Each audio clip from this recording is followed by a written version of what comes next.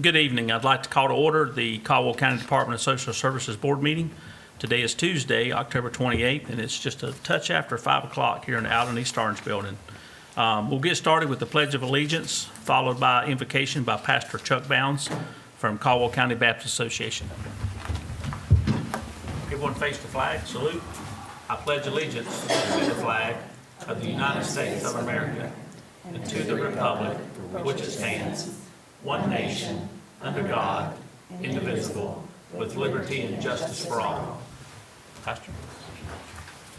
I want to thank you for allowing me to be here and to be a part of Caldwell County. I'm new to Caldwell County, been here about 2 years. And I just want to say what a privilege it's been through Helene and all of our efforts to help people put their lives back together. What a joy it's been to see that God is still welcome and the church is still engaged with the local government, local officials, and everybody working together to meet the needs of this county, and I'm so thankful to be a part of that. And I want to thank the Lord and ask for His guidance and His leadership as we continue to do that work. Well, if you've been here 2 years, you're from here. Yes, sir. Welcome to Caldwell. Well, I'm from a little town in South Alabama called Opp, Alabama, and it's a twin to Caldwell County. So We're glad you're here. glad to be here. Thank you for joining us. Let's bow it as we pray. Our Heavenly Father, we call on you because you are indeed God and Lord of Lords and King of Kings. Father, we call on you because you are sovereign. And Lord, you set up governments according to your word. Lord, you have used us in many ways, and you've blessed us in many ways, and you've helped us through a hurricane, and you've helped us through other trials. Lord, I thank you for this department, Lord, that serves the people.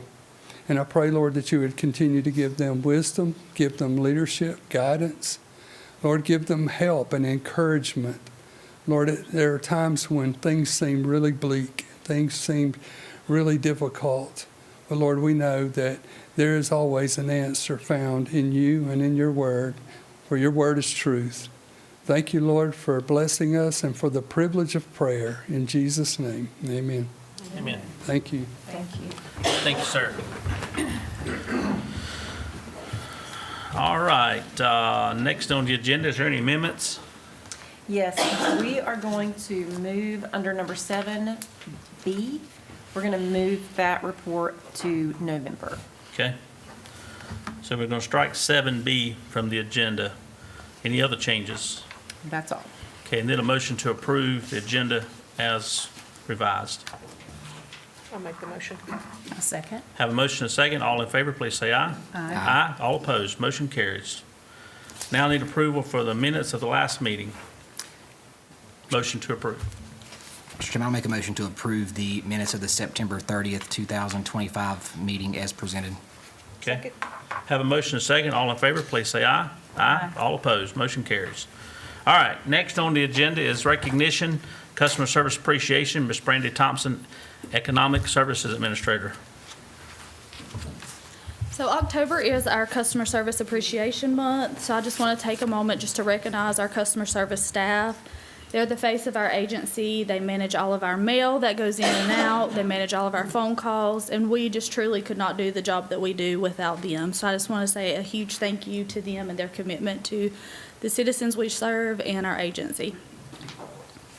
Well, I'll tell you what, those folks are the ones who make the wheel turn. That's it. You know, so we do appreciate all their efforts and everything they do for us.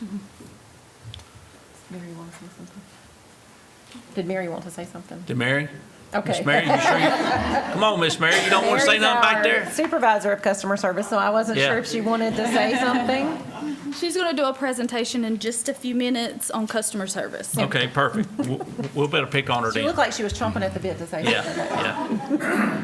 All right, next on the agenda is Employee of the Month recognition. And there's a whole slew of people here. Beverly Rupert, Program Administrator, and April Williamson, Dope Supervisor. And there's a bunch of y'all. So y'all just come on up. There's a whole list of folks on this agenda here.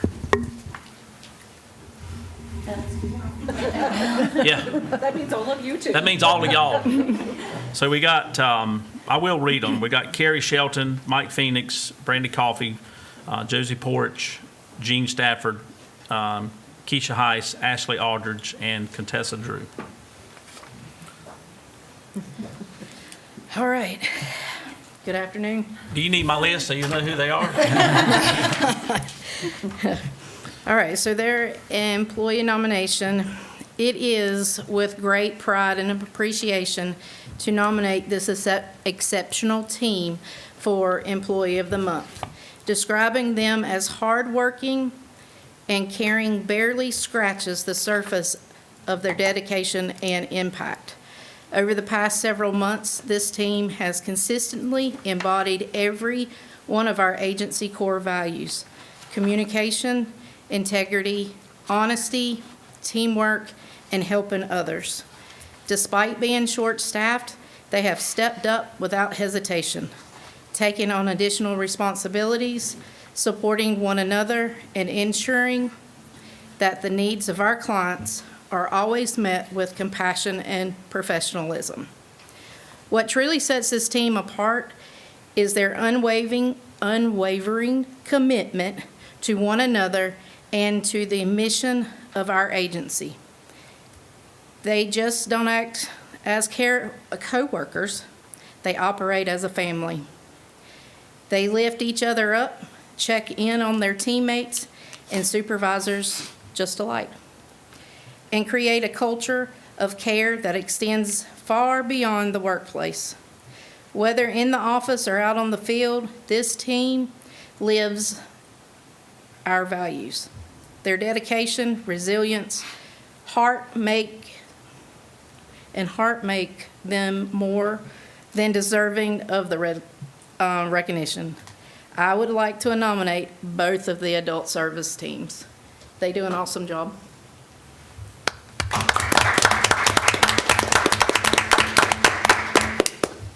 Thank you guys for all your hard work. Yeah, you guys are awesome. I get to hear about y'all from time to time at my house. So you guys do a great job, and your compassion to take care of the clients is awesome. And it's a thing that, certain things through a job you can be taught, right? You can be taught the technical part of your job, but having compassion for human beings, that's something that you're born with. You can't be taught that. You either have it or you don't have it. And you guys show up every day, and you show that compassion to not only the citizens of our county, but the people that you take care of. So we appreciate you very much, what you do. Thank you. Anybody got any questions, any comments? Thank you. They're just ready to sit down and get I it know, over with, they're like, right? this is uncomfortable. Get off the hot seat. Yeah. Now, does anybody else want to say anything? Does any of y'all want to say anything? I'm assuming not. Oh, there's two of them just stood up. I don't think that's why they stood up. Yeah, they're all saying bye, so I get it. All right, next we'll move on to item number 7 is our reports. Emergency Assistance Customer Service Recognition, Miss Mary Patterson, Customer Service Supervisor. Now she's going to talk. Your time to shine, Miss Mary. Okay, where's my little clicker? For a presentation. You can get the keyboard if you want and just hit the space bar and it'll work.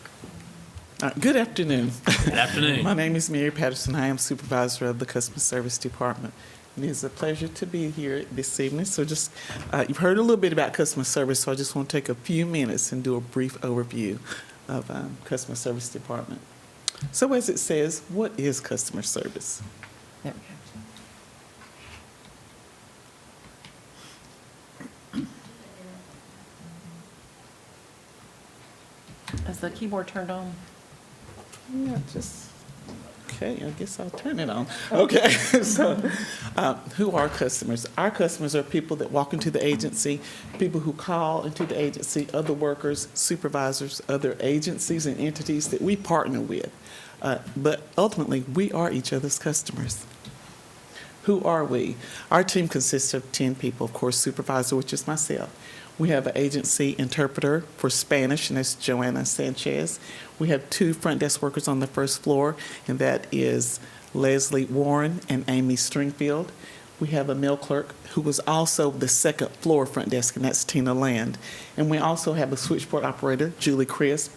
And then we have 2 others, 2 IMCs, income maintenance caseworkers, and that's Hannah Bryant and Yvette Vermillion. And we'll go into what they do now.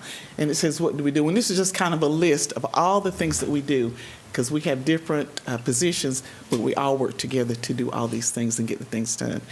We direct calls to the appropriate programming workers. We assign 200 numbers and client card numbers to social workers. We scan all return mail to NC Fast. We interpret for Spanish-speaking clients with home visits in the agency, telephone calls. We go to the courthouse. We translate letters and forms in Spanish. We collect mail twice daily on all 3 floors in the agency. We do daily runs off-site to the post office, the courthouse, human resource office, and when applicable, we go to the bank. We have deposits, and also to FedEx. We also count and log and date stamp all the mail to the agency from the post office.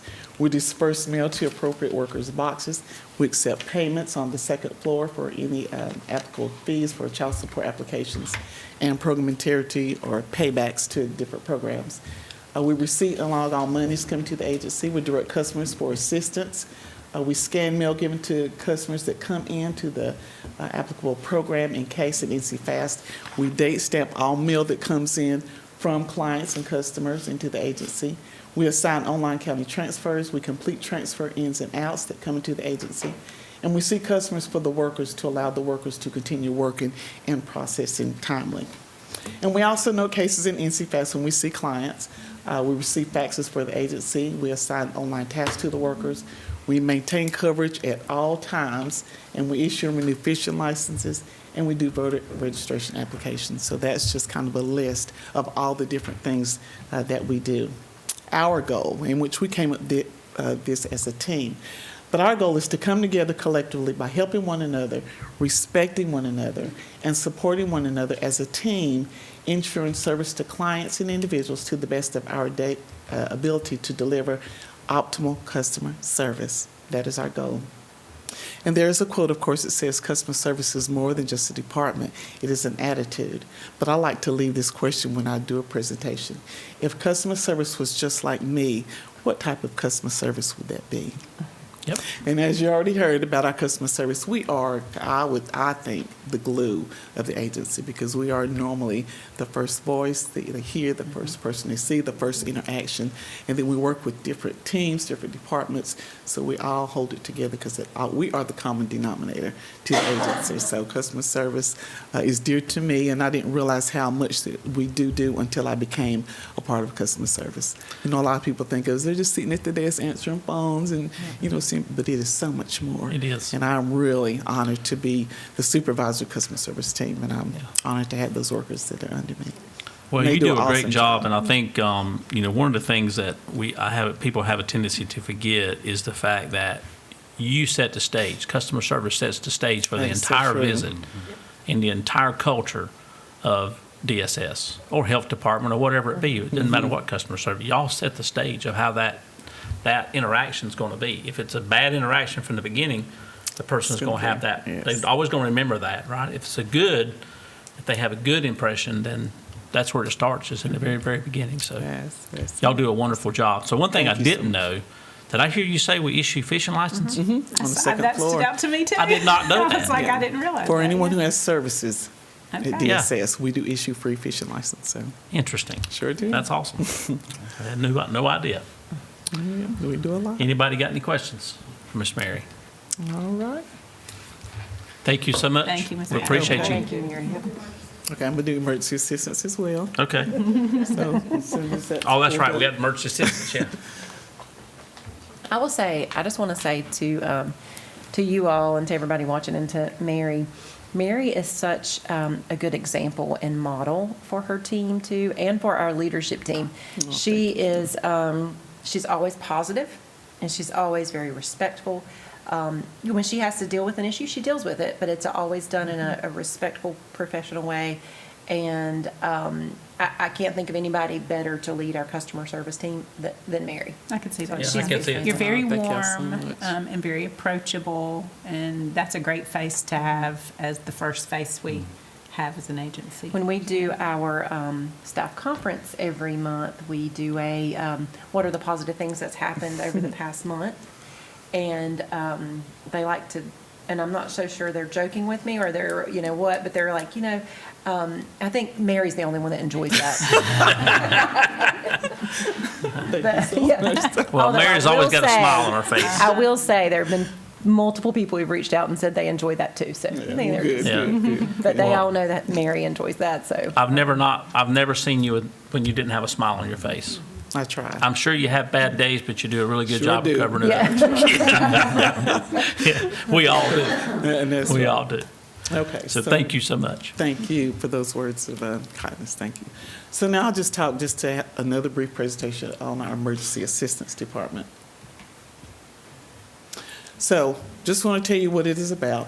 And it's about helping individuals and families that may be experiencing needs with heating and or cooling, rent, and selected medical needs with medicines. Energy assistance is also about helping to remove the crisis that an individual or family is experiencing. So at DSS, we have 5 programs that we deal with, and 2 are federally funded. We have the SIT, which is the Crisis Intervention Program. We have the LIAP, which is the Low Income Energy Assistance Program. Then we do United Way. We do WAFA EA, which is Workforce Family Assistance, Energy Assistance. And we do ORU, which is Operation Roundup, but that's only for Blue Ridge customers as well. And just kind of want to do a brief description of each program. So our SIT program, Crisis Intervention, it serves families and individuals who are experienced or in danger of experiencing a heating or cooling related crisis. They must have a past due bill, disconnect, or in danger of disconnection. And they must meet income requirements as well. And each household is allowed up to $600 per year, which runs from July 2025 through June 2026. And that is our SIT program, and that is one of our federally funded programs as well. So next we have the LIAP program, which is the Low Income Energy Assistance. Now this program provides a one-time annual vendor payment to help eligible families pay for their heating expense. And it is only used for heating, whereas SIP is used for cooling and heating.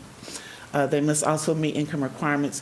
And the time frame for this is from December 2025 through March 2026, or until funds are exhausted. And of course, we're getting ready to go into the LIAP season. And the vendor payments are made in increments of 300, 400, and 500. We put the information to the system. The system lets us know what that amount will be. We don't determine that. Then we have Operation Roundup, and this is, like I said, only for Blue Ridge customers. There is a cap, and it's $75 for electric, and then it's $150 for oil. Blue Ridge determines the eligibility. If a person comes in requesting Operation Roundup, we call Blue Ridge, and they let us know if they're eligible. And it's a one-time year assistance, and they must have also a past due or disconnect bill as well. United Way. Now, the difference in this one, there is no income limit. Now, the max we can give is 100, but we can give a little more, depending on what the case is, because it is case by case. And we do assist with rent and utilities as well. And I didn't put this on this, but there's also a one-time a year assistance that we give. And then last is the WAFA EA. And this has more stringent requirements. They must have a child in the home 18 years or younger. They must be willing to pursue child support or have an open child support case. They must have income. They must have be able to balance their budget within $250. And we mainly assist with rent and utilities with WAFA EA. And they must, the maximum allowable allowance is $300. And this also is once a year. But we can do a little bit more with supervisor approval. And the ways that we can apply, people can simply come into the office. They can call on the phone and do a phone application. They can go online, do e-pass, or they can simply, if they have an application, they can mail those in. So those are different ways that they can apply. Does anybody have any questions? Does Duke Energy have any sort of program? No, they're in with our SIP program and then with Okay. the I know, well, they I have know a specific program, but we don't take care. I think Share the Warrant program. So it's their own program? Yeah. Okay, Yeah, all right. Yeah. So, and that's it. Like I said, we're getting ready to go into our, it was already picking up because of the cooler temperatures, but we're getting ready to go into our LIAP season. So, Yeah. Are we going to talk any about, okay, I thought you might in your. Yeah, Brandy's going to talk about it during her highlights. Okay. and All I right. also just want to say, we do have 2 main energy workers, Amanda Carswell and Becky Billings, but during our LIAP season, we do get assistance from other workers within the agency Sounds to great. make it all work. That's good. Well, thank you, Ms. Mary, for that information. Thank you as much. Good stuff. Y'all have a good evening. Thank you, Mary. Thank you. All right, next is our monthly updates, and I missed last meeting, Chris. I didn't get a chance to highlight you as much as I'd like, but Actually, Tonight I think we're- I've had a break for 2 months, so. tonight we are. Tonight we are honored with the financial report from Ms. Chris Conley. He's the one, Chris, that keeps us in line, so Keeps us moving. that's right. And as always, I appreciate the introduction, Donnie. Absolutely, buddy. Okay, our September financial report, the numbers that I'll actually mention should be highlighted on the report that you have. Beginning with expenses, which totaled just over $1,336,000 for the month, and the 2 prior months are to the left of that number, and you can see we've been very consistent over the past 3 months, so no real fluctuation at all, relatively speaking. The bottom of the net section, our revenues came in at $1,034,000. Revenues we would have normally received in August were not sent by the state, and to our newest board member, I'll just go ahead and tell you, you'll hear me say that at least a half a dozen times over the Yeah, I was course going of to the year. highlight that for you. Yeah, and so, which is, that's consistent with prior years, so we're actually right in line with where we were at this point last year as far as those administrative revenues received from the state. Below that number, of course, expenses minus revenues is, or we use the terms revenue and reimbursement interchangeably. When I say revenue, I'm usually referring to a reimbursement received. So our county dollar utilized in the month was just under $302,000, which our budget over the course of 12 months, we have an average of about $570,000 monthly county dollar available. So we need months like this to offset months where we'll be over that monthly average. The bottom portion of the report is just a little comparison of where we stand year-to-date as opposed to the same time last year. Our expenses are up $94,000. Revenues are down almost $11,000. And so our county dollar is up $105,000. And 3 months into the fiscal year, we're at a point where when seeing those numbers, I mean, to me, I want to dive a little deeper, and because we know if revenues are up 94, expenses are up 94,000, and revenues should be up 45,000, typically. So, in taking a look at our expenses and looking at where that increase has occurred, our staff expenses are actually up $196,000. 112 of that is for salary.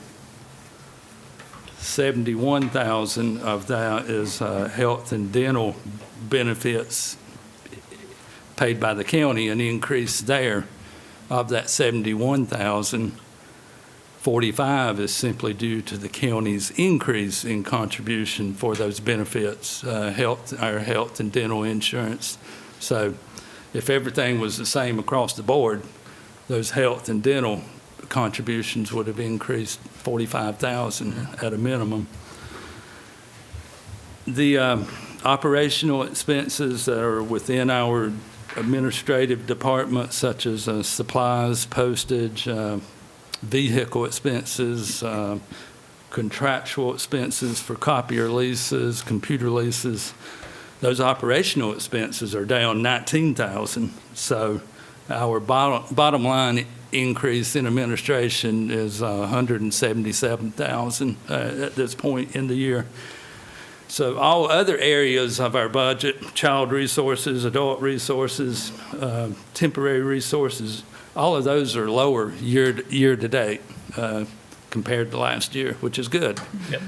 And the biggest decrease is actually in foster care room and board payments. And we're always happy to see that. Yep. Because that could go by the wayside real easily a few months down the road. We could catch up. Yeah, but right now, those room and board payments are $53,000 less than they were same time last year. So about $18,000 a month. If that were to continue over the year, that's over $200,000 in savings. But to look at that number a little further, with a $53,000 savings, if you will, there's a revenue tied to that also. Historically, room and board payments have been reimbursed about 72%. But with the changes we've been talking to you about the last couple of years, where we can't use that 4E funding, which is a higher reimbursed source, we're having to use state funding, which is only reimbursed 50%.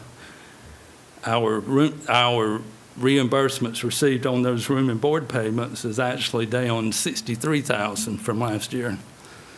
If it were only 72% of that $53,000, then the revenues would only be down about $37,000. Well, they're down $63,000, which is more than the savings in the expense side of that.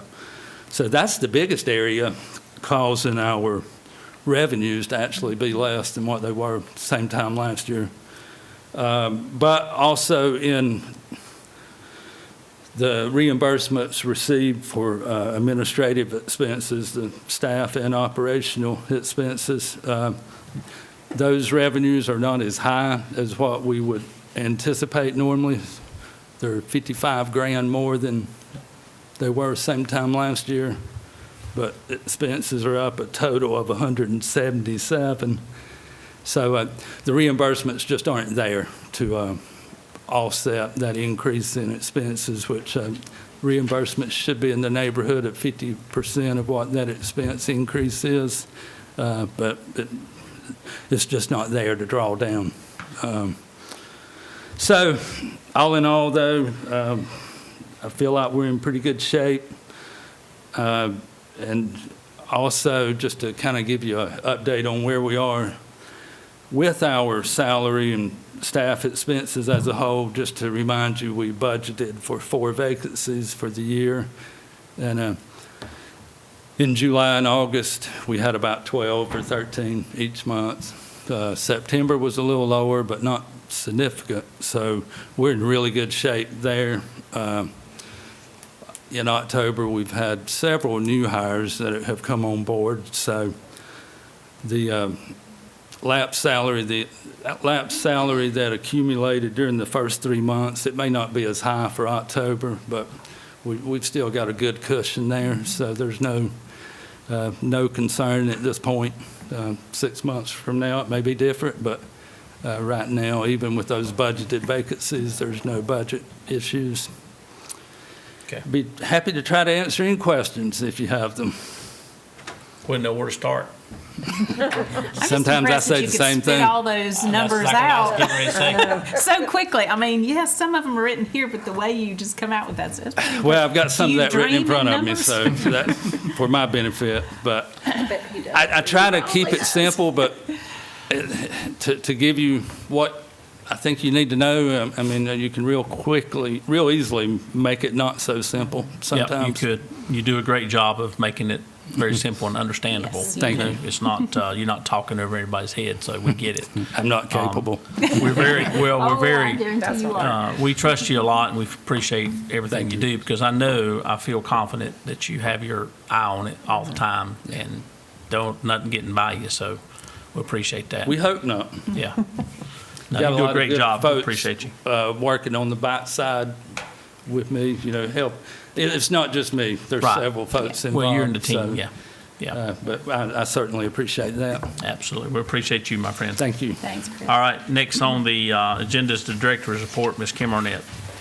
So I'll start with, I think probably the concern of a lot of folks that may be watching, or to our staff or you guys, which is the shutdown and how that's affecting our services and benefits to participants. right now, the biggest impact we are seeing or going to see is in food and nutrition services. And so the November benefits have been paused because of the shutdown and the lack of funds to be able to provide those benefits to participants. We did get notice from the USDA that it is indicated there may be some retroactive payment once the shutdown is over. So hopefully it will end before December. We don't know. And then those individuals or families will get retroactive November benefits. So we have put that message out on social media. We've put it out on our website. The state is sending text messages to participants, letting them know. We've also included in our messaging resources that are from the state, but also county resources that we have identified locally. So we have a list of that on our Facebook page. We have a list of that, I think, on the county website too. We have lists in our lobbies for anyone who comes and maybe they want a hard copy. So there are a list there. We've distributed information to all our staff so that when folks call in, they're getting a consistent message of what is going on. So that is the information I have about food and nutrition benefits. As far as staffing goes, we are continuing. Can we back up to Yes. the first conversation? Sure. Before you go into staffing, I had mentioned it last night in our county commissioners meeting, and I thought about it some more today, and actually our newly appointed county manager reached out today, and I would like for us to explore the cost to get letters sent out to people who receive benefits, because there's so many people, especially in the senior citizens world, and the disabled. There's a lot of people that aren't connected to social media and that type of thing. I would like, and I don't want to make the same mistake we made back during revow. Yeah. Okay? Well, we just assume people know it because it's on TV, it's on here, it's everywhere, right? I'm telling you, I would like to entertain getting a letter sent out to these people, letting them know what's going on, and giving them the information where you can find those resources. I just think that's one extra thing that we could do to maybe ease that burden a little bit. Yeah, and we can talk about that as far as systematically how we can get all of that put together. And then, because there are 11,000, I think, 141 participants, but they're not all head of households. So Right. that includes children Correct. and. You may not have that many. Yeah. Yeah, we won't have that many letters that would go out. I guess we would have to determine how many head of households we have. 7,000, she said, is about what we would have, Do roughly. we capture any emails or anything from these clients? Are we able to email information to them? We can, yes. Yeah. I just want to make sure that we're doing everything we can to make sure that they understand what to expect, because, I mean, I would hate for somebody to be standing there expecting them to get their money and they don't get anything, and they don't really know why they didn't get anything, right? Yeah. So it could also limit some of your potential phone calls of people calling in wanting to know why they didn't get their benefits, so. Yeah, so we can explore on how we could do that. And so you said you wanted it to. Quicker the better. Look at the cost, or just go ahead and, Well, I want to see, well, first of all, we got to look at the cost, right? How much is that going to cost us to do that? Because Right. it's going to be a cost involved, whether, and I don't know, there's probably some discounts when you do mass mailings, I would think. And maybe look at, is it a letter? Is it a postcard? Like, what is it that we send out, you know? My first thought's a letter, because I think it's more, yeah. you know, appropriate. And I think you can get more information probably in a letter. Find out what, you know, how many, what the cost is going to be. And I think the sooner the better, because we're edging up on November here. Yeah. Okay, so we can do that. We'll get started on that tomorrow and look at what that. And you can just call me and we'll talk about it. I mean, Yeah. just see if that's something we can work out. I just don't want to miss an opportunity to let people know. I also had a quick question, just because it got asked of me today. So for individuals who received benefits in October, if they still have benefits remaining on November 1st, are those still accessible Yes. or Yeah. are they not? Yes. Okay. So in the information that we've put out on the website and Facebook, it goes into that Okay. and says that any benefits that anyone has that were distributed in October are still eligible to be used and available to be used Gotcha. until they're expended.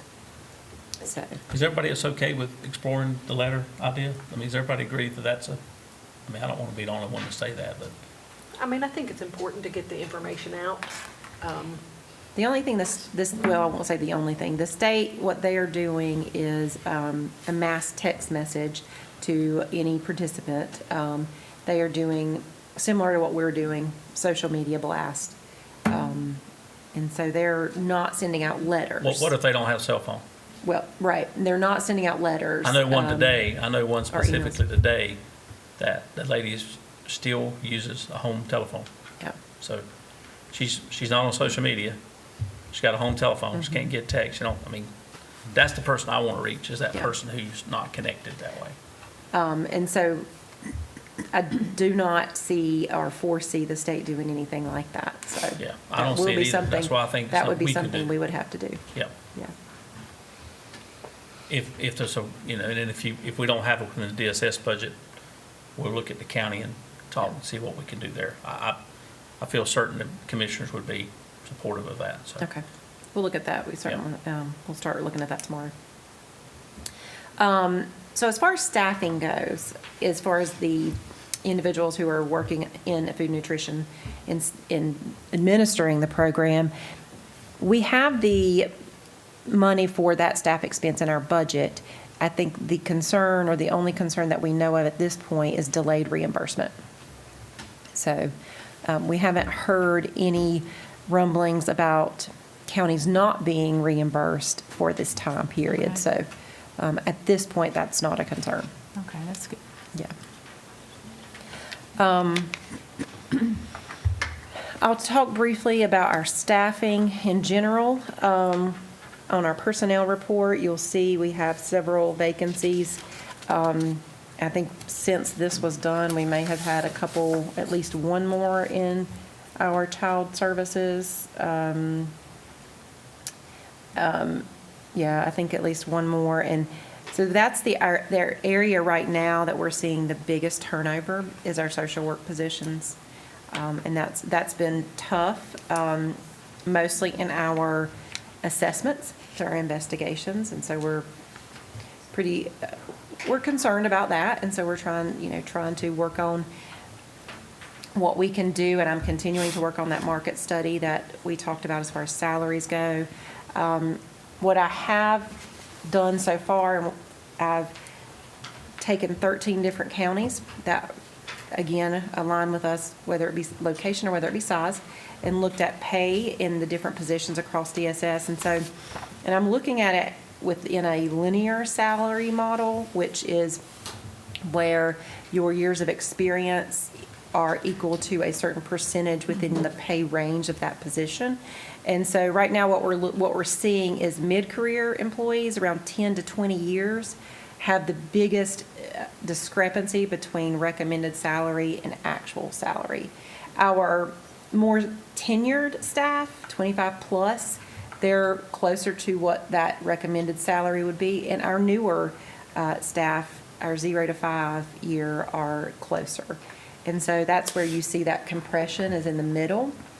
What we are also seeing, though, is staff are, that beginning salary has really moved up around the area. That starting salary for a starting social worker with 3 years experience, it's, could be up to a $10,000 difference between us and another neighboring county.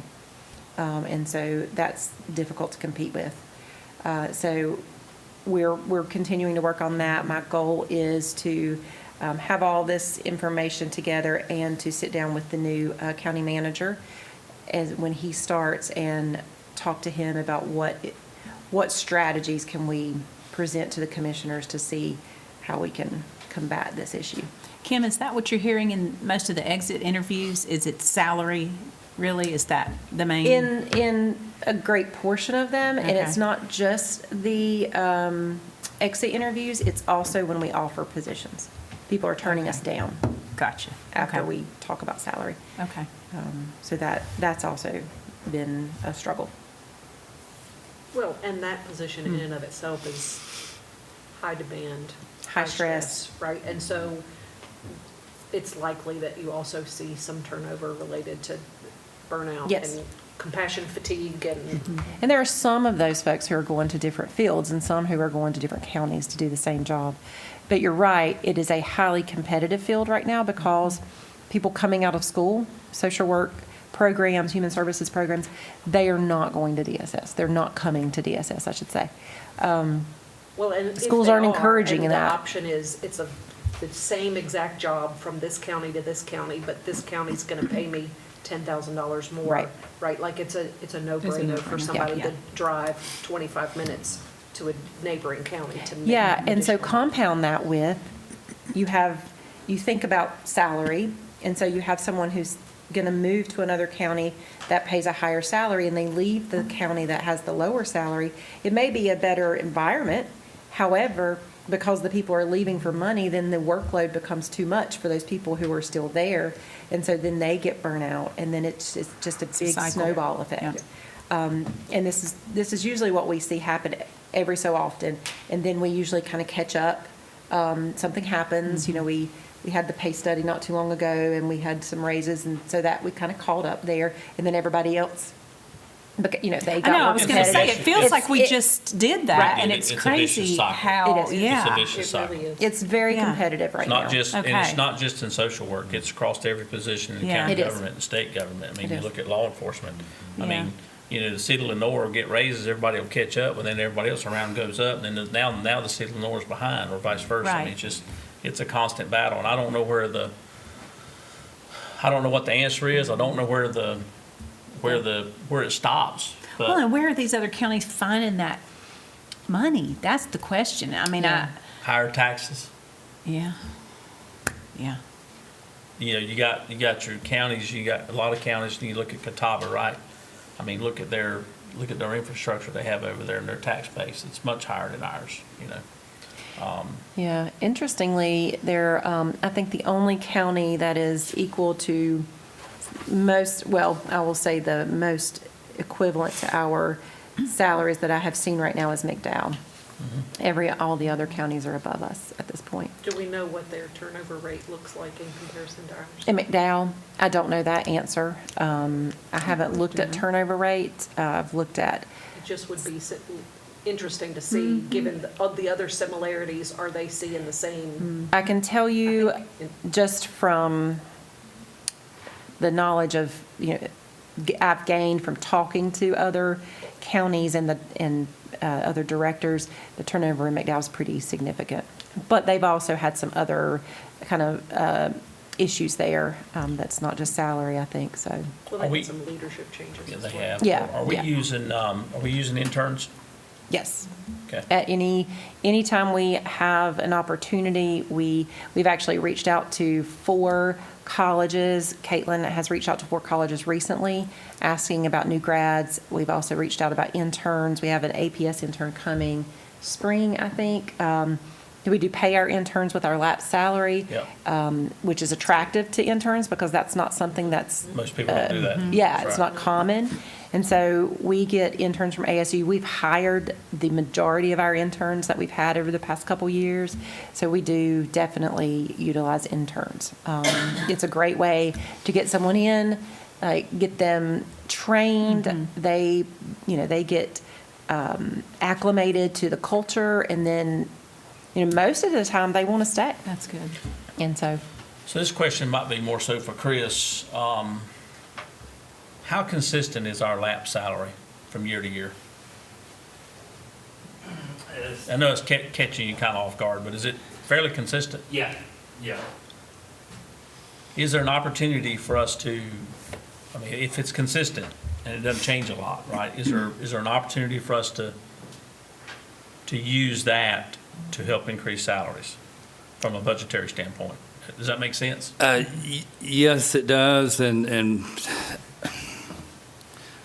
my thought is the county just has not in prior years been receptive to doing that. I think we would be more receptive today than we have in the past. Correct. Yeah, so Something to certainly take a not look my at. call, but. No, I get it, but Yeah. that's something that y'all should talk about. Is there ability, is there something there that we might could reallocate some of that lapsed salary to assist with that? That might be part of that strategy Yeah. when we talk about, Because if it's staying consistent, because, we talked about it in our budget session, right, early in the year about cutting that back, and then we were asked to put it back. So I understand where you're coming from an appetite standpoint, but, I think we're gonna be in a better position with the new county manager to sell that approach, potentially. So I highly suggest y'all have the discussion, see what that might look like. yeah. Because really, it's just, if it's lapsed salary and it's consistent and it's always there, that's kind of money that we're not utilizing and taking advantage of. Yeah, and we certainly need to be just putting that back into our staff. Absolutely. Investing into How our much staff. is that? How much money does that entail, the 4 lap salaries? Approximately, do you know? First 3 months of this year, we've averaged 60 to 75,000 a month. Okay, So That's a number. Yeah. you multiply that by 12. yeah, It's a real number. Yeah, It's over $1 million. okay. yeah. Yeah, and Salary That and might be a way benefits. to, Benefits. yeah. Should be in the neighborhood of $1 million. Yeah. This year probably won't be that high since we budgeted 4 Correct. vacancies. We cut it back some, yeah. Yeah, but in, Yeah, and so we've looked at different ways to try some different strategies, and Chris has looked at what that, because, when we take into account increasing salaries, we also have to take into account our reimbursements, and so Chris has taken that, and we've looked That's at what correct. that actual number, well, I won't say actual number, but what that estimate might be if we were to increase the salary range, because that's really where we need to go with this, because if we move everyone up from the 10 to 20 year experience range, or the 25 plus, then we are also missing the hiring range, which we know that that's a smaller gap in the recommended salary. It's also where we're losing competitiveness too on the front end. And so we really need to look at moving that range up and then seeing where everyone falls. And so Chris has also he did a couple different methods, I guess you would say, to look at reimbursement. And we're going to continue to do that and for our meeting when we sit down with the county manager. Okay, sounds good. Thanks, Anybody Chris. else? Any more questions? No, it's a good idea, though. All right, next is Child Services, Laura Harrison, Deputy Director and Lead Church Supervisor. So I'm going to let Leah go first to talk about our numbers, and then I'll go over the normal numbers and highlights. Good evening. Good evening. So I'm here to talk about Q3 and reporter data. So I'll start with July. We had a total of 128 reports. Our top 3 reporters at 18.8% was non-relatives, at 17.9% was law enforcement, and at 17% was relative reports. In August, we had 154 reports, which coincides with school starting back. That's always we see an increase in August. Our top reporter was non-relatives with 21%, law enforcement with 19.6%, and medical providers with 15.2%. And Is that then, the wrong slide? Okay, hold on 1 second. Lee. sorry. That's okay. Oh, okay. I have pretty little charts now because Oh, of yeah, I our like new it. PATH program. I like it. And so I was glad I could share those with you guys. Yeah, I like that. Good work. So are we on August or September? September. All right, perfect. So for September, Our highest was educational personnel at 20.4%, law enforcement with 18.4%, and medical with 15%. And so one thing I wanted to talk to you guys about today was a change in policy that came about when we went into PATH, which was June 1st. And previously, when we would get new information from a collateral, or we'd go out into a home visit and find out something new's happened, a new DV incident has happened, and anything like that, we could just go ahead and address it, deal with it right then. But now what has to happen is we can go ahead and address it, but a new report has to also be made. And so we're going to see, and we have seen, an increase of reports on cases that are already open. So anything that's not discovered at initiation that meets the legal definition of abuse, neglect, or dependency has to have a new report generated in PATH. And so that is something we are managing on our end and have come up with some internal protocols about what that's going to look like for us and how we make that happen. And so you guys will likely see an increase in reports, total report numbers, and that is part of the reason why. So what is human services personnel? That, it can be anybody from mental health providers to social workers to, that's where those people fall, anybody like that.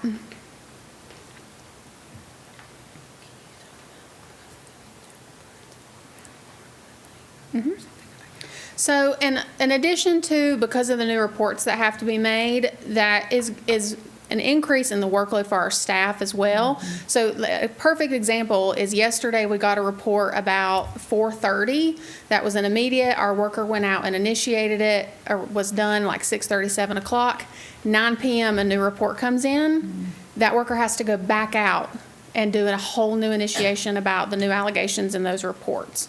And so that it's the constant going back out and readdressing allegations that is going to increase our workload for our staff as well. How did this come about? I mean, why, explain to me, I'm not understanding how this new. So there, previously, my impression is that what would happen is there were situations where a worker would be told information, and instead of going out and dealing with it in the allotted time frame, which is an immediate 24 or 72, they deal with it at the next home visit. And so the state, this is their way of ensuring that allegations are dealt with in the appropriate time frame. I gotcha. I think too, the state kind of stepped back, and I don't know if this was, came from the feds when they come in, because they review things, review our state work.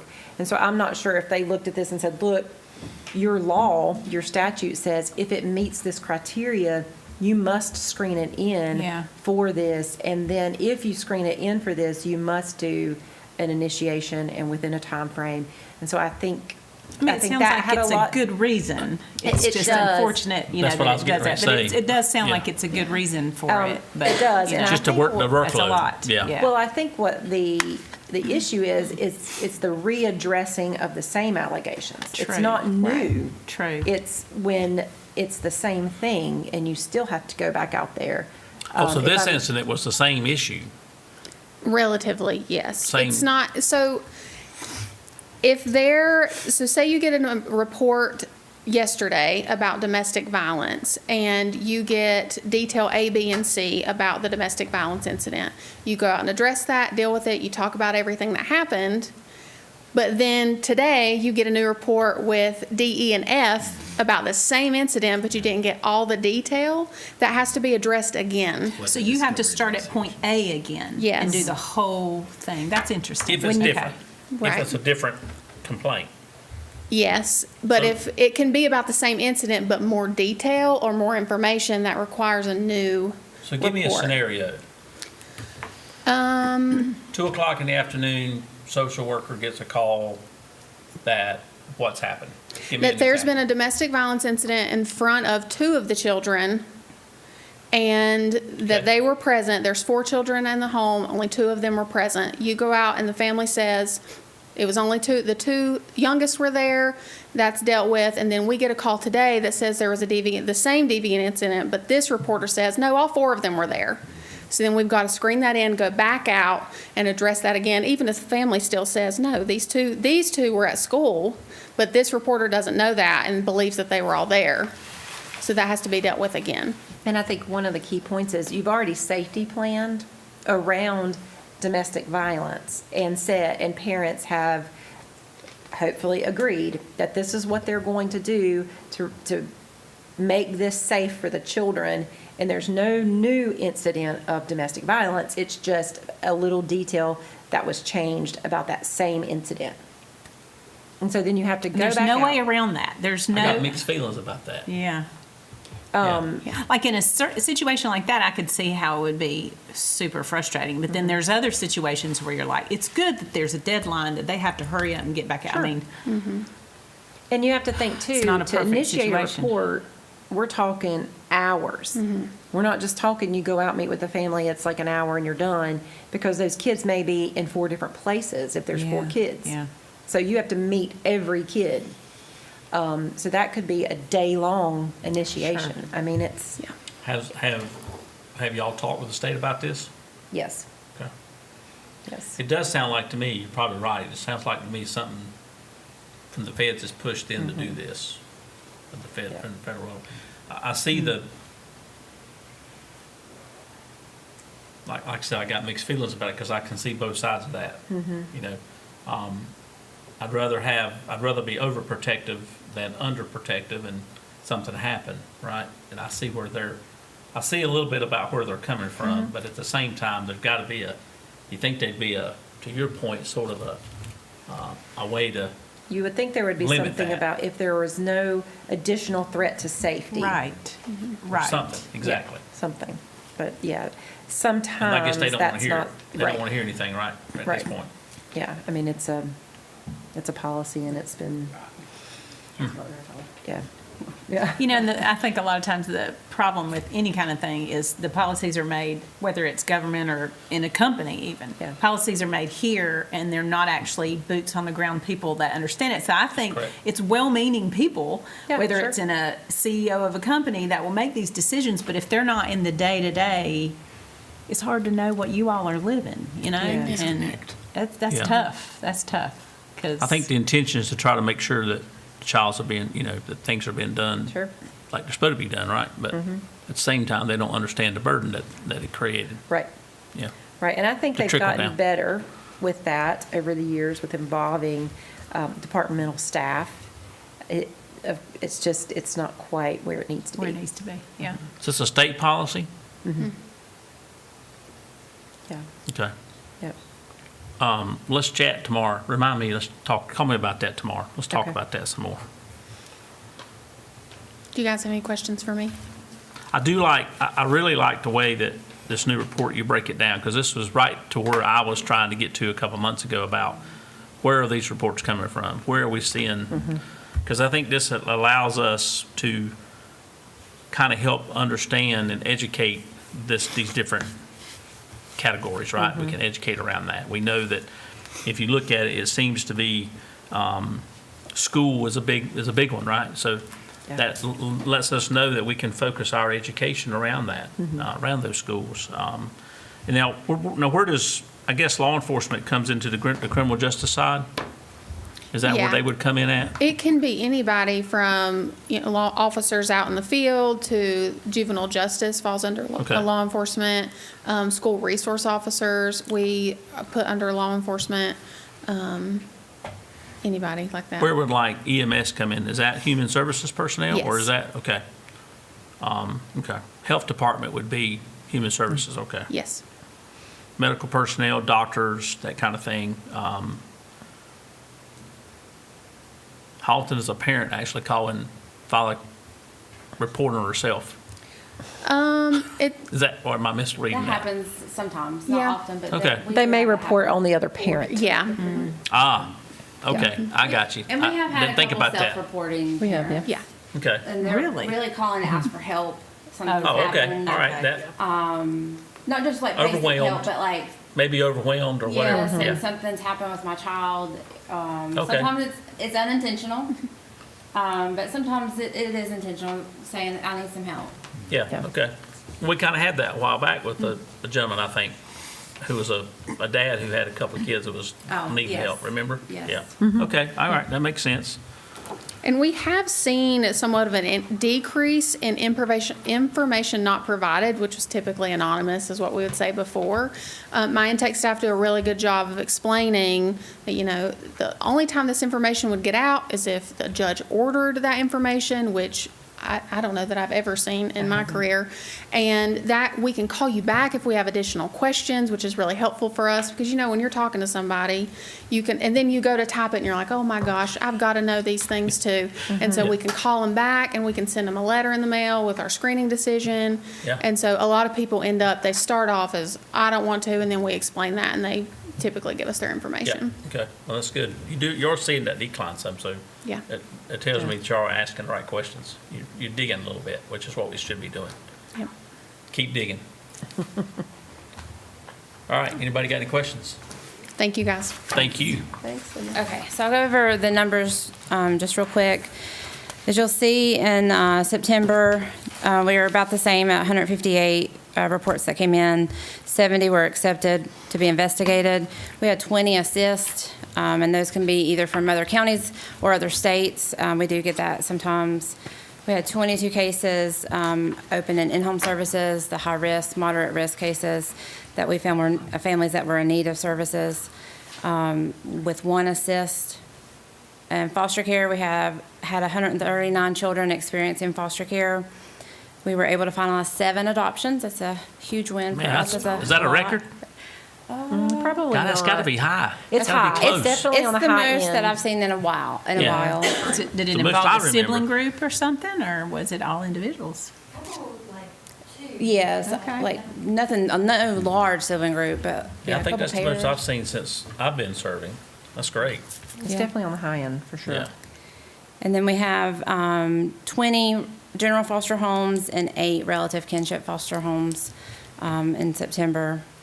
So just a few things to highlight. Kim, I think, touched on this in our last meeting, but we did go live in the eCourts system, the eFile and Serve, the portal, bunch of different names that it has. That's gone relatively okay. It did hinder our court and how many cases were scheduled to be heard. So getting our clerks, our judges used to that, as well as our attorneys and our staff, our social workers, because they now have to upload stuff into the system. So lots of things are just moving over to electronic systems, and so it does take us longer to file stuff on the front end, like new petitions and things, just because there's so much information to enter. But hopefully we'll get a little faster as we get more used to that system. This Saturday, we have a conference. It's a partnership between SYNC and SASO. It's for our children that are in the links or receiving link services.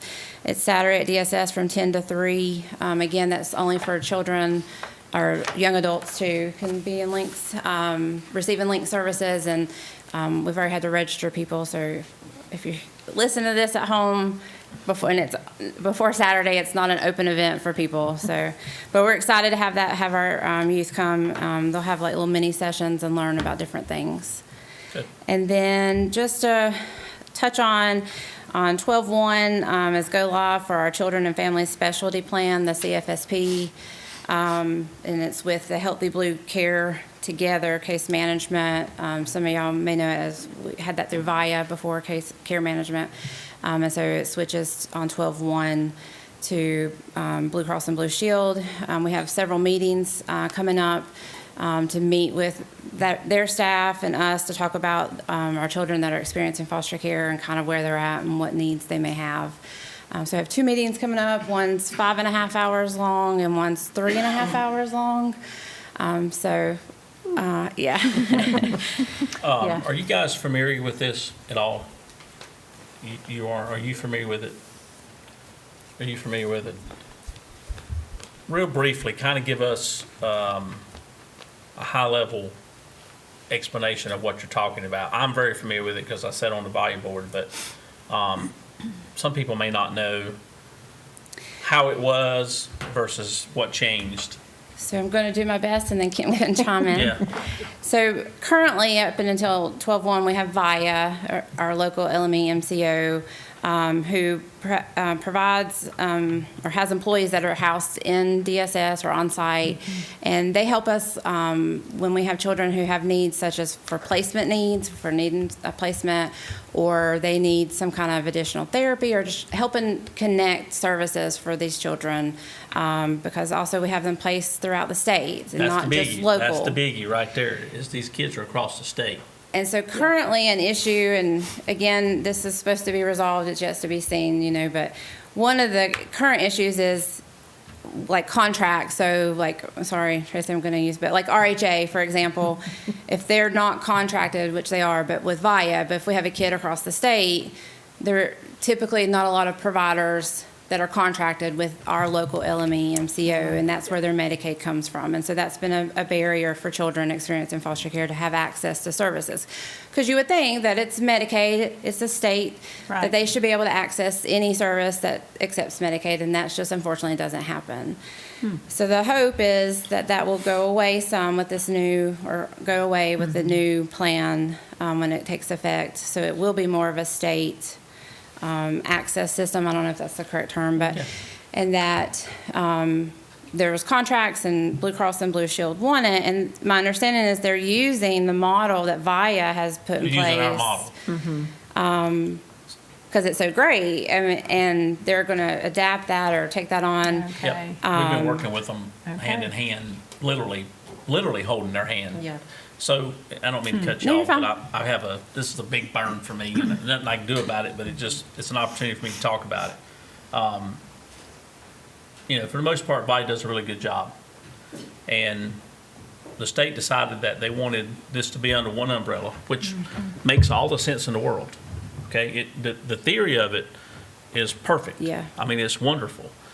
The problem is they're using a provider who has zero experience in this work. Zero. Where VIA, we applied for the contract, we bidded on the contract, and so did a couple other MCO, LMEs. We bidded on that, and the state gave it to Blue Cross Blue Shield. Blue Cross is just a bigger dog. They've got, yeah. Zero experience in it. So now here's the interesting thing. To her point, they've adopted our model. They've adopted VIA's model, so they're coming to us saying, hey, we need your help. And obviously, we're helping them, and we are willing to do that, and we have done that. But that's the burn, is that, Yeah. how's it going to look? Because they don't have any experience in this. That's going to be the interesting Yeah. part. And it goes live December 1st unless they And I'll say, kick the another can, thing. but I don't think they will. Still Yeah. set for December. Yeah. I don't think they'll kick the I can think it goes anymore. with change altogether, but, our current providers that are housed with us have formed relationships, not only with our staff, but also with these other agencies in the community, whether that's like RHA or placement agencies. And so those relationships, are very important to have. And so we're not going to have that with our new people from Blue Cross and Blue Shield. And so forming those relationships, again, not only with our staff, but again, throughout the community, is going to be a challenge. And so, there's a lot of Have they anxiety. said that the intention will be for them to have embedded workers Yes. across They the are. So I state? think that we're supposed to have 3. Yeah. But my understanding is it's not just for us. Like they're going to have so many per region. And kind of VIA does that now. Like we shared, we used to, but share with a couple of different counties. But Yeah, they're supposed to embed them just like we are, just like we have. And VIA covers 32 counties. So they cover a large portion of the state. Of the 100 counties, quite a bit, so. yeah. But- And they're contracting now, Blue Cross and Blue Shield, it's not also just them providing this. They're contracting out to other providers to provide these services too, so. So they got it, but they're not doing it all. That's correct. I got you. I'm up to speed now. Okay. Yeah. So we'll see how it plays out. Our biggest worry is the placement finding. I was going to say the placement piece is Yeah. that seems to be the big question mark, is will they have the relationships and the access to be able to help with Right. placements? That's going to be the challenge. Well, and I know we're not going to, this detail, but No, I get it. also another issue or concern is, whether good or bad, is yet to be seen, but currently VIA pays an enhanced rate for some of our children, or some children that are experiencing foster care, not just ours in Caldwell County, for these placements, because their needs are so high that, they have a lot of needs happening. So to help find placement, and, for that agency to have staff and things like that. And so there's a different amount for each child depending on their needs. And so my understanding is, though, that will stop when Blue Cross and Blue Shield takes over in 12/1, and that'll be more of a flat rate fee. And so there's a lot of concern that these, placements have gotten maybe used to this payment. They're not going to get that. And then again, what's going to fall back on the county over these agencies saying, well, this is what we're getting, and if you're not going to be able to match that, then we're going to move our child. Right. And so, unfortunately, we have experienced that already. And so that is a concern that may happen more often now. And we just don't have the funding to be able to pay what some of these agencies are getting paid currently, because VIA's paying an additional amount. We're just not able to do that. We had one placement, because these placements, they know that you're desperate. Yeah. They know that the counties are desperate. And so we had one placement that was charging us, was it 800 More a day. 800 or more, like a little over 800 a day. It's a little more than that.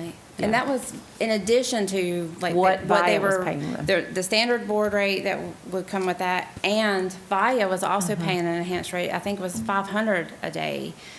So, I mean, But it's just crazy. this was a young man who was, what, 16? 16 or 17. And, I mean, there were criminal activity, there was, he was eloping. I mean, there was Yeah. substance use. I mean, we were desperate and had to have a placement for this particular juvenile, and that was the only one. And so we were stuck. Yeah, VIA's always, in my personal opinion, they've always tried to do what was right. And they understand that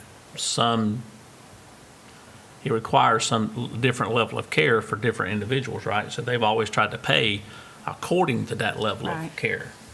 But with this new plan, it's just going to be one So it'd flat be rate. easy for them to go, I'll take this easier case because I'm getting Oh, the same Bingo. amount of money. Right. And Bingo. we have that now. That's even what's with- happening right now. Yeah, I mean, we call Yeah, it cherry which is why we picking, and kind that's- of, they cherry pick. Of course. And I get it. I mean, I'm not talking negative about the providers, because it's reality. Yeah. I Yeah. mean, why would I take And a they higher are- risk Right. client when If I you're could gonna take get a the lower risk and same get the same amount. money? Yeah. Yeah, and their, staffing is an issue. Yeah. Providers have staffing Yeah. concerns and training concerns, and so, of course, they want to take The easier, the yeah. folks who are going to not Less cause likely to be turnover violent. in their Yeah. staff. Right, right. So, it's.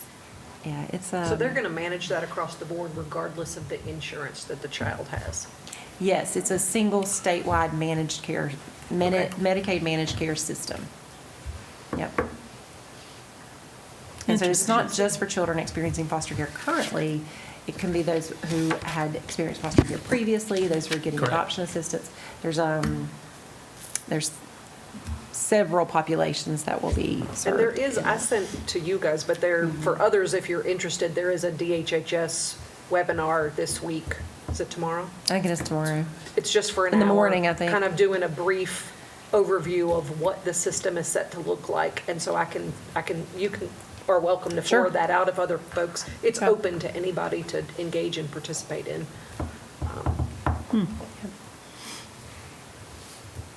Anybody got any questions for Laura? Anything else you want to say? You did a great job. Thanks, Laura. Yeah, more to come, that's right. Yeah, I'll be interested to see a report back in January or February as Yeah. to how that has shaken out. I know. I Yeah. hope. I think we're all kind of looking to that. Yeah. All right, next is Family Support Services highlights. Miss Brandy Thompson, Economic Services Program Administrator. See if the numbers.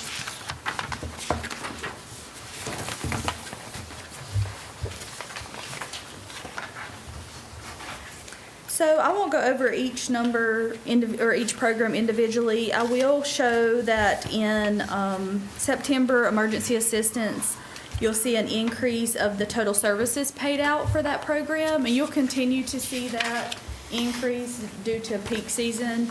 It will start in December. So December, January, you'll see a big jump due to automatic low-income energy assistance payments coming through, and depending on how everything goes with the shutdown and the budget, additional funds for energy at that point. And I'll talk briefly about that, just to mention what I know at this point, and everything's kind of still up in the air.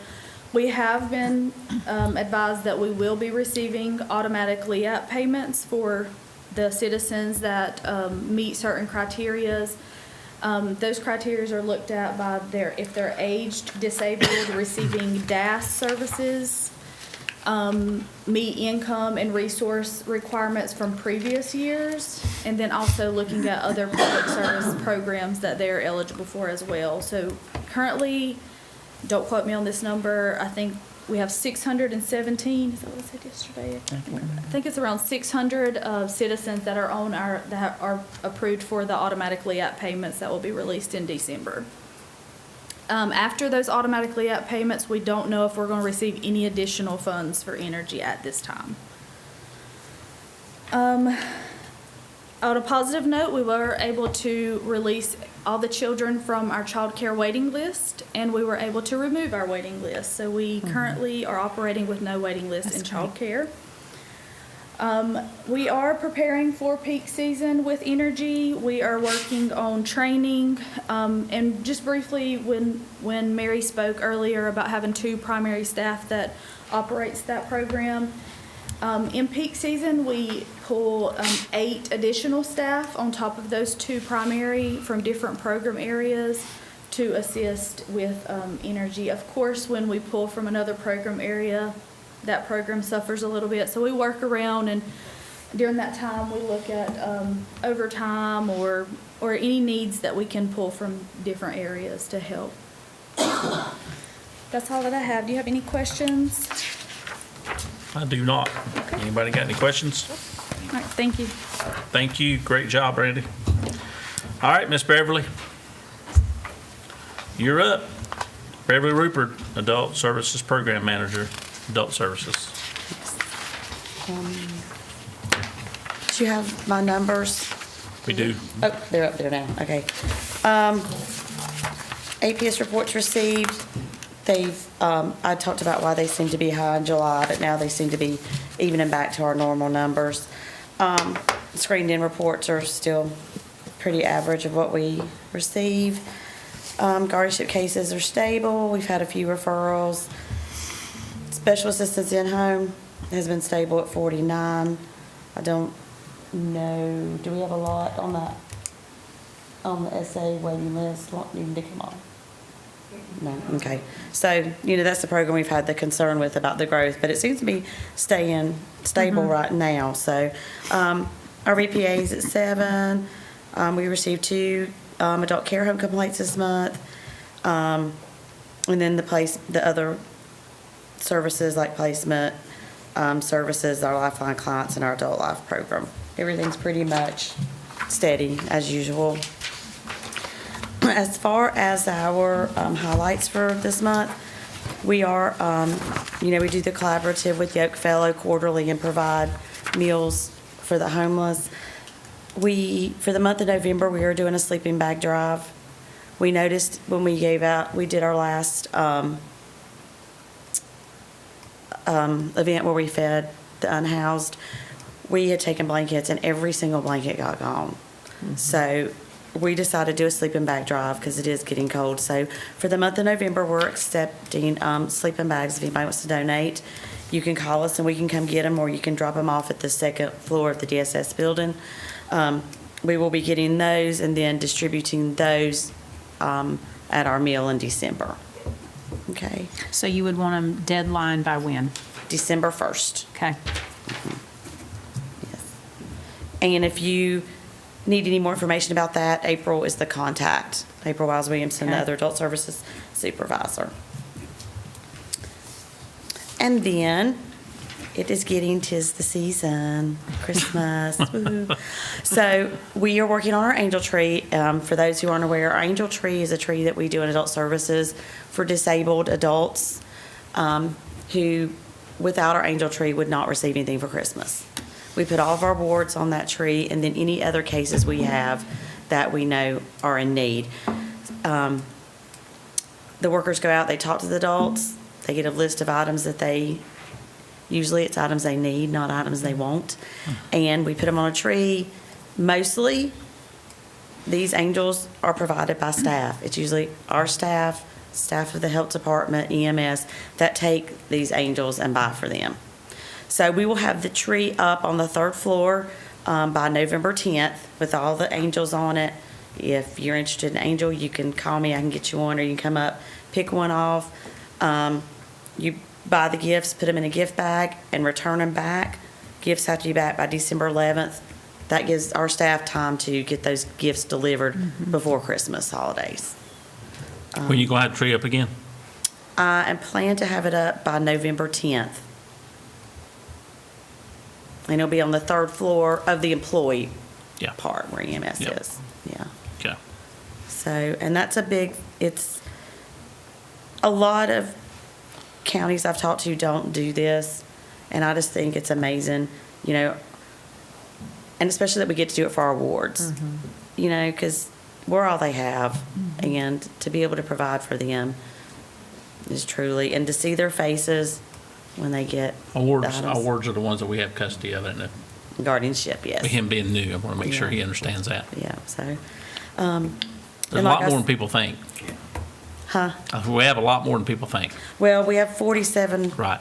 as of end of September, but October's been a busy month, so do you know how many we have now? 50? Yes, we got 4 in the month of October, and I have 1 more coming. Yeah. So it fluctuates between usually about 45 and 55. It fluctuates between that number. Yeah, and these are people who just don't have anybody. I mean, sad, so I Yeah, there may appreciate be a y'all few doing that have some family that just aren't able Right, to, good point, yeah. to be their custodian or guardian, I guess I should say. And they may come in and visit here yeah. and there, but Yeah. a lot But of the them. majority do not. But I do appreciate y'all taking the time, and it goes back to what I said earlier about compassion, okay? That's not something that, you're born with that, okay? And y'all are doing a really good job of that, and you're helping the new people coming in, right? You're helping them to understand why it's important to have that compassion for other people. And it shows in the work you do every day. So I appreciate y'all taking the time to do that, and your investment too, so. We enjoy it. Yeah. And like I said, the Angel Tree's a very big activity for our team, so we want to get all those people. Usually we have about 60 angels. I think last year that's what we had was 60, so. And like I said, it's pajamas, lotion. Yeah. It's not, Ferraris and Lululemon, okay? I get it. I'll make sure that we get some off the tree this year, so. Sounds good. Any questions about anything? I'm all good. Anybody got any questions? All right. Anybody else want to say anything before we adjourn this wonderful meeting? Okay. Well, our next meeting will be on Tuesday, November 25th, same time, 5 p.m. here in the Alden E. Starnes building. And with that, I will entertain a motion to adjourn. I make a motion to adjourn. Second. Have a motion and a second. All in favor, please say aye. Aye. Aye. All opposed. Motion carries. We are adjourned. Thank you guys for joining us this evening.